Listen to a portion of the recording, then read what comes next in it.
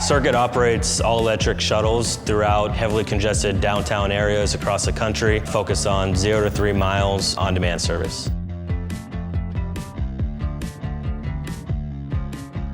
Circuit's been operating throughout San Diego as an essential service from the beginning of this pandemic, and on top of our extreme safety measures, wanted to partner with Daimler to do a deep clean on all of our vehicles after working so hard the last couple of months.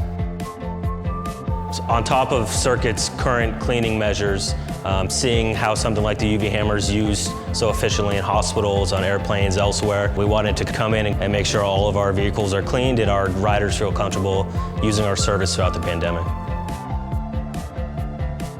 Here in San Diego, we do over 15,000 rides a month, so using something like the UV hammer from Daimler really helps us to go above and beyond and make sure our riders feel comfortable using our service on a regular basis to get around the city.